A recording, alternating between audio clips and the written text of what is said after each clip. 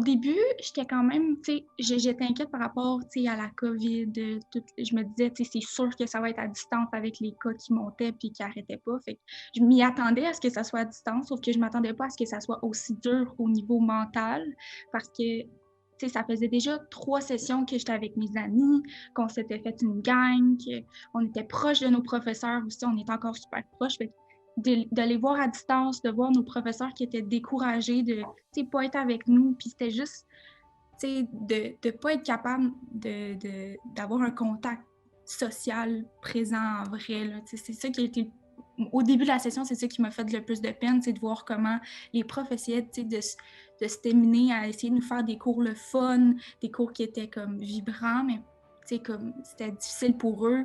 Après la mi-session, là, ça a été vraiment difficile pour moi de rester concentrée parce que, premièrement, moi, j'ai un TDAH de base. Fait que déjà, à l'école, en présentiel, c'est difficile pour moi de me concentrer. Fallait que je sois organisée par moi-même, fallait que je me trouve du temps, fallait que je me trouve des endroits qui vont être faciles pour moi d'apprendre. Tu sais, c'est plein de petites affaires comme ça qui étaient difficiles selon moi, là. Puis ça a été vraiment au niveau psychologique.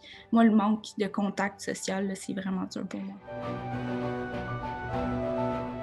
J'aurais juste aimé ça que quelqu'un me dise: «Ça va être correct, tu vas voir, tu juste force encore un petit peu, puis tu vas voir que les résultats de tes efforts vont être encore mieux que ce que tu imaginais». Ben, c'est surtout aussi que je me suis trouvée aussi des manières, tu sais, où la dernière session, ça a été comme un peu un test pour moi de voir qu'est-ce que j'aimais plus, comment j'aimais prendre mes notes. Est-ce que je préférais, pas plus écouter le prof pendant le cours, puis après ça aller voir les PowerPoint, ou est-ce que j'aimais ça prendre des notes en plus, puis après ça retourner voir les PowerPoint. Mais là, je me suis trouvée plein de petites affaires, tu sais, des petits logiciels que j'ai avec Word. Il y a OneNote que tu peux prendre des notes en même temps que d'écouter le cours. Fait que pour moi, ça a été vraiment aidant. Mais oui, au début de la session, j'étais comme, tu sais, là, je suis habituée, ça va être correct.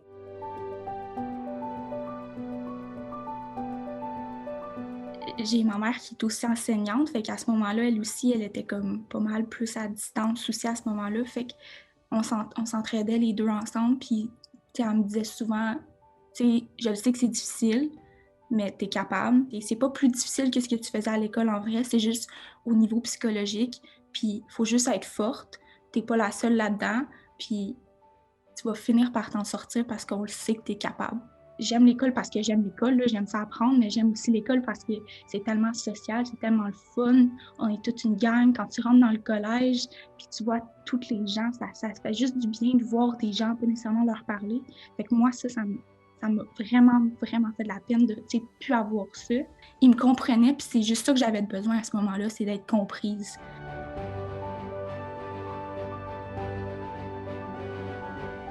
J'ai essayé de me changer les idées, j'ai essayé de trouver des nouveaux hobbies, j'ai recommencé à jouer du ukulélé, j'étais allée dehors.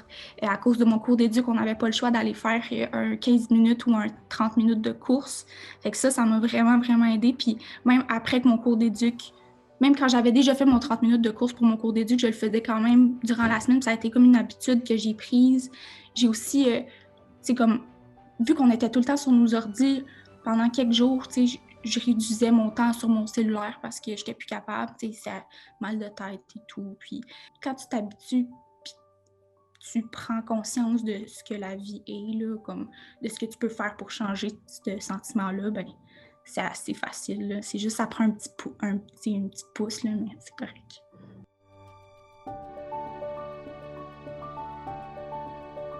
Je le faisais pour moi parce que je me voyais pas abandonner à ce moment-là. Je voyais le bout de la fin, puis j'étais comme: «C'est pas le temps d'abandonner.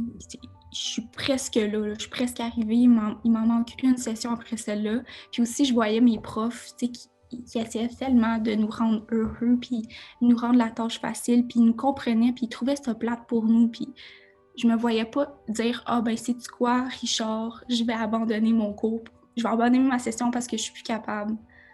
Tu sais, je le sais que non seulement moi, j'aurais été déçue de ma décision, mais lui aussi, tu sais, il se serait probablement posé la question: «Qu'est-ce que j'ai fait pour pas la garder vivante puis qu'elle aime ça, l'école, autant pour abandonner?» Tu sais, je me voyais pas.